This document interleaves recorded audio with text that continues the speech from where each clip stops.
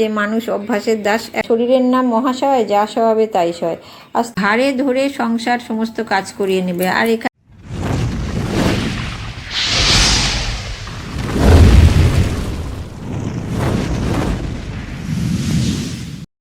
Good morning বন্ধুরা, welcome back to my channel. আশা করি সবাই ভালো আছো, সুস্থ আছো, আনন্দে আছো। কিন্তু আমি খুব একটা ভালো নেই জানো। আজকে আমার শরীরটা খুব একটা ভালো লাগছে না, ওই জন্য না মানে ফেস টু ফেস তোমাদের সঙ্গে ক্যামেরা অন করে কথা বলতেও আমার ইচ্ছা করছে না। এখন অনেকখানি বেলা হয়ে গেছে, ঘড়িতে আবছা আবছা দেখতে পাচ্ছ। তো আমি এখন ঘর ঝাড় দিচ্ছি, ঘর ঝাড় দিয়ে ঘর মুছবো। আর তোমাদের তো আগেই বলেছিলাম আমার হেল্পিং হ্যান্ড কাজের মাসি যে অসুস্থ, কিন্তু হঠাৎ করে শুনলাম, অনেক দিন ধরেই কথাটা হচ্ছিল অবশ্য, যে ওর ছেলে ওকে আর কাজ করতে দেবে না, ছেলের বউ মিলে ওকে চালিয়ে নেবে, শাশুড়িকে। কিন্তু সমস্যা হচ্ছে, আমার তো সমস্যা হয়ে যাচ্ছে। একদিকে ভালো লাগছে মাসি বিশ্রাম পাবে, কিন্তু আমি তো মানে অভ্যাস নেই, মানে খুব মানে বিপদে পড়ে গেছি এখন আর কি। তাও দিন 7-8 ধরে করছি। ওই যে বলে না যে মানুষ অভ্যাসের দাস, এখন অনেকখানি অভ্যস্ত হয়ে গেছি। আর একটা কথা আছে, শরীরের নাম মহাশয়, যা স্বভাবে তাই সয়। আজকে যে ঘরটা দেখো মুছে নিচ্ছি, ঝাড় দেওয়ার পরে ঘরগুলো সব কটা ঘরে ঝাড় দেওয়া হয়ে গেছে, এবার মোছা শুরু করলাম। আর না অভ্যাস নেই তো, ওই জন্য না আমার না লাঠিটা ভীষণ ভারী লাগছে। তাও কয়েকদিন প্রথমে তো একদমই নাড়াতে পারছিলাম না, তাও দিন সাতের করে মানে অনেকখানি মানে সহজ হয়ে গেছে। আর যেটা বলছিলাম, শরীরের নাম মহাশয়, যা স্বভাবে তাই সয়। আস্তে আস্তে অভ্যাস হয়ে যাবে। তবে হ্যাঁ, মাসি ফোন করেছিল, বলেছিল তোমাদের একটা কাজের লোক দিয়ে দেবো, কিন্তু আমি আর আমার হাজব্যান্ড না দুজনেই এতে নারাজ। কেন জানো, মাসি যেমন বিশ্বাসী আর প্রচণ্ড প্রচণ্ড ভালো কাজ করে।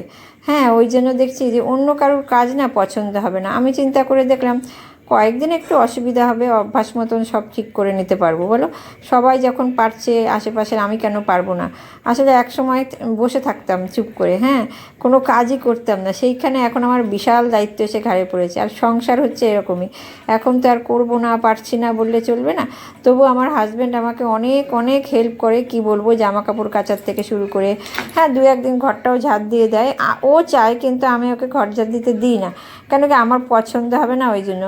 দেখো, মেয়েরা নিজের কাজটা নিজেরাই করতে বেশি ভালোবাসে। সংসারটাকে আমরা যে যেমন পাবে পারি গুছিয়ে চলতে ইচ্ছে করে আর কি, আর চালিয়েও নিই।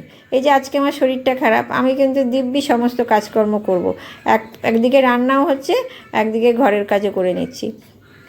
ওদিকে গ্যাসে চাপানো আছে ভাত তরকারি, আর এদিকে আস্তে আস্তে করে নিচ্ছি। আর ওয়েদারটা ভালো তো, গরম লাগছে না, ওই জন্য খুব একটা অসুবিধা হচ্ছে না। আর গরম লাগবে দেখবে বন্ধুরা, কাজ করতে খুব কষ্ট হয়, ঘেমে যায় শরীরটা, আর ক্লান্তি লাগে। এখানে অতটা ক্লান্তি লাগছে না, কিন্তু শরীরটা আমার খারাপ বলে না আমার একদমই ভাল লাগছে না।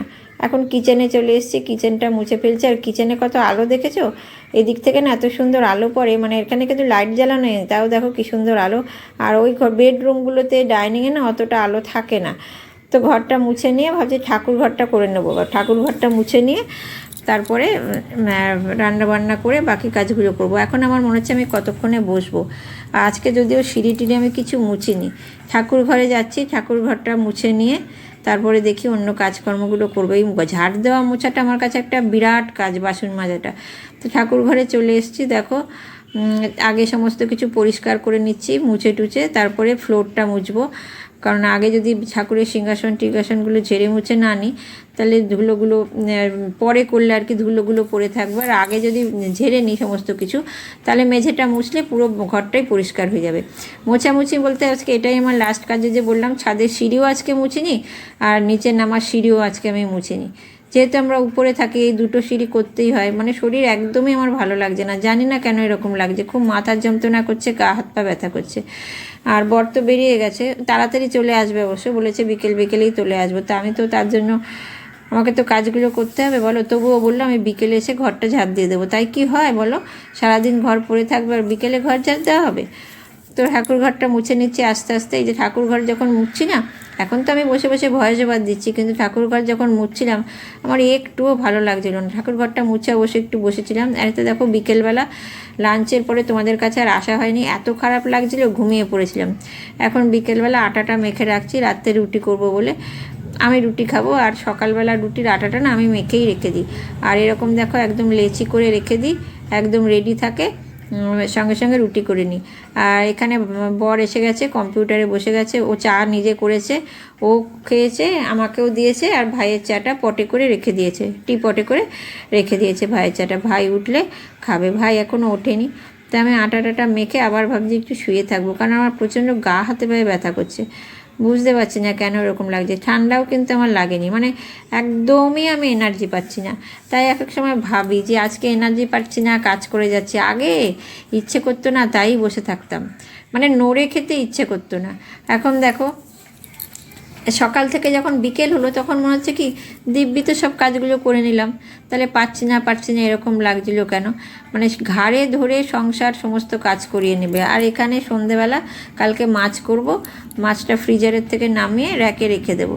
আর আমি না ভুলে গেছি কপিস মাছ আছে, তো এটা গুনে দেখতে এসেছি যে কালকে সবার হবে কি না। নাহলে বর বললো আমি মাছ এনে দিচ্ছি বললো বটে, কিন্তু আনলে তো ধুয়ে নুলো মাখাতে সব করতেই হবে, এগুলো তো পারবে না, আমি ওকে দেবও না। দেখলাম না, হ্যাঁ গুনে দেখলাম 6 পিস মাছ আছে, ঠিকঠাক মাছ আছে, দুবেলা আমাদের হয়ে যাবে। তো ফ্রিজের মধ্যে মাছটা রেখে দিয়ে আর শুয়েছিলাম। আমি আবার একটু গিয়ে শুয়ে থাকবো, বর টিভি দেখছে, ওখানে একটু বসে থাকবো। টিভি বলতে ও কার্টুন দেখছে, ও সন্ধ্যে থেকে কার্টুনই দেখছে, বিকেলবেলা একটু কম্পিউটারে বসেছিলো, তারপরে কার্টুন দেখছে।